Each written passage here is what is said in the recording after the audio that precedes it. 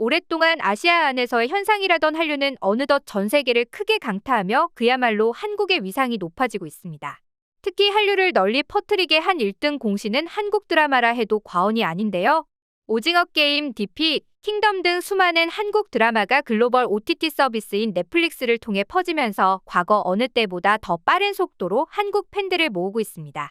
과거에는 한국 드라마는 소수 매니아층만 즐기는 것이라는 인식이 있었지만 지금은 오히려 한국 드라마를 보지 않으면 유행에 뒤처지는 사람 취급까지 받는다고 하니 그 인기가 얼마나 폭발적인지 알 수 있었습니다. 한국의 문화 콘텐츠들이 이렇게 주목을 받자 해외의 언론들도 앞다투어 그 성공 비결에 대해 다루기 시작했는데요.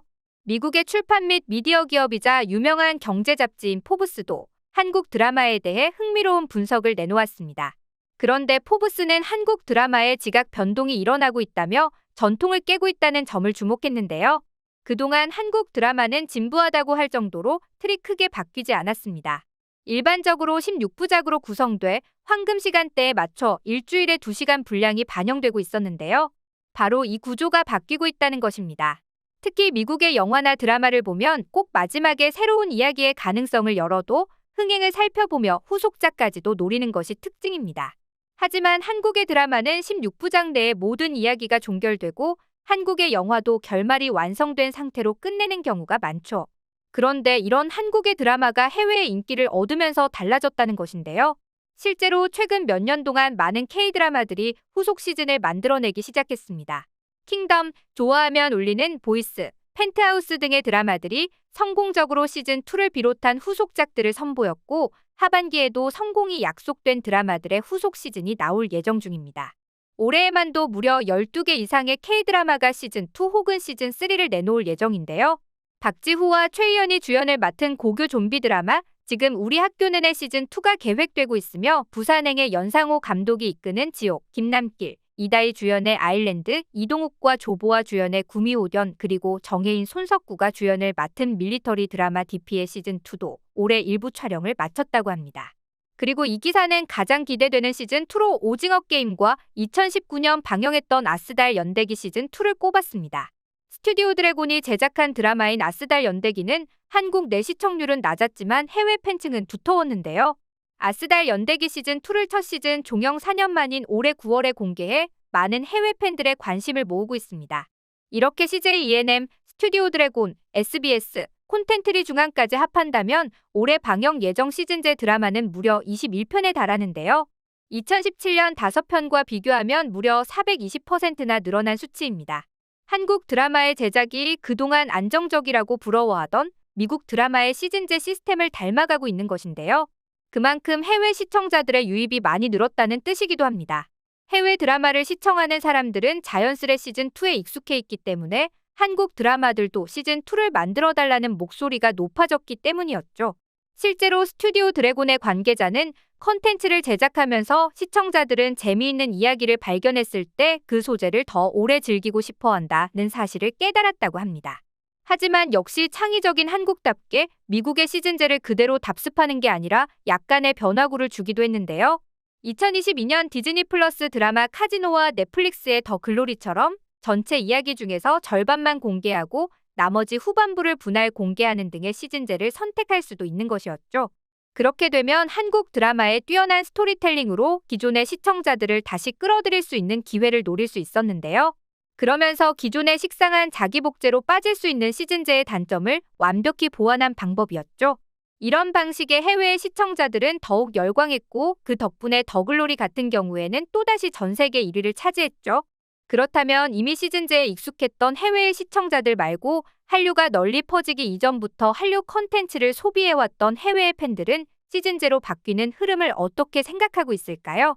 포춘지는 이에 대해 12년 동안 한국 드라마를 봐왔고 전문적으로 리뷰해온 유명 블로거 디마 아부나서에게 질문을 던졌는데요. 그녀는 한국 드라마가 한 시즌 이상, 한 편 이상이면 기다려야 하더라도 개의치 않는다. 두 번째 시즌을 갖는 것은 드라마가 입소문을 일으키고 다음에 어떤 전개로 이어질지 궁금하게 만드는 시간을 갖게 만든다. 그래서 참는 게 어렵긴 해도 개인적으로는 그 시간이 즐거웠다라고 말했습니다. 즉, 물론 그 전까지는 K-드라마 세계에서는 16개에서 20개의 에피소드가 순차적으로 방영되어 안정감을 느끼는 사람들이 많았는데 시즌제로 이루어지면서 일부 사람들을 약간 불안하게 만들었지만 결국 많은 팬들이 자신이 좋아하는 작품을 보고 싶어 시즌2까지도 사랑하는 경우가 훨씬 더 많다는 것이죠. 그러면서 기사는 시청자가 더 많은 시즌을 원하든 K-드라마가 너무 많이 바뀔까 걱정하든 2023년에는 많은 시즌이 공개되어 K-드라마의 명성을 이어나갈 것이라고 예측하고 있는데요. 이 말이 맞습니다. 분명 호불호가 있을 순 있지만 아마 한국 드라마는 그것에 개의치 않고 여러 가지 시도를 해보며 앞서 나갈 텐데요. 특히나 외국의 시즌제를 그대로 답습하는 게 아닌 또 한국만의 스타일을 만들어내고 있다는 점에서 또 한 번 유행을 선도하는 건 한국이 아닐까 싶습니다. 그리고 여전히 한국은 새로운 시도들을 하고 있는데요. 이처럼 한국 드라마는 머물러 있지 않고 항상 진화 중입니다. 게다가 그 속도가 무척이나 빨라서 기획자들은 어떤 드라마를 만들어야 성공할 수 있을지 가늠하기조차 힘들어 비명을 지르지만 시청하는 우리들은 즐거운 비명을 지르고 있는 상황이죠. 게다가 한국 드라마의 가장 큰 경쟁력은 역시나 자유로움이었습니다. 어디에도 속해 있지 않으면서 어디에든 다 속할 수 있는 컨텐츠를 만들어내고 있다는 것인데요. 사실 한국은 사극이면 사극, 멜로면 멜로, 스릴러면 스릴러 모두 세계화라는 도마 위에서 보란듯이 성공을 거뒀죠. 그렇다 보니 일본은 아예 이번 생엔 넘사벽 한국을 못 이긴다는 분위기가 팽배해 있다고 하는데요. 사실 과거만 하더라도 일본은 애니메이션, 게임 등 컨텐츠 강국으로 불렸습니다. 하지만 어느 순간부터 발전을 꾀하지 않고 자신들의 안전한 내수 시장에만 집중하면서 그 빛을 잃어갔죠. 한국 문화에 관심이 많던 일본인 작가 후지와키 구니오도 한국은 2006년 이후 속속 설립된 케이블 TV가 기존 지상파 드라마들과 결이 다른 의욕적인 작품들을 만들어왔다고 인터뷰했습니다. 즉 지상파 독점을 벗어나 드라마 제작 환경이 더욱 다채로워지자 독창적이면서도 새로운 주제의 작품들이 대거 방영되었다는 것입니다. 그 외에도 일본 드라마가 한국을 따라오기에 역부족인 것은 배우 캐스팅의 차이도 있는데요. 일본 지상파의 경우에는 비슷한 주제, 비슷한 대사, 같은 배우를 만들어 기획하는 경향이 강합니다. 하지만 이와 달리 한국의 드라마는 대본을 먼저 만들고 그에 맞는 배역을 섭외하는데요.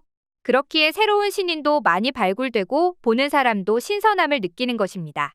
이 모든 것의 공통점으로 미루어 보아 일본의 실패 원인은 변화를 꾀하지 않고 과거의 성공에만 머물러 안주했기 때문이었는데요.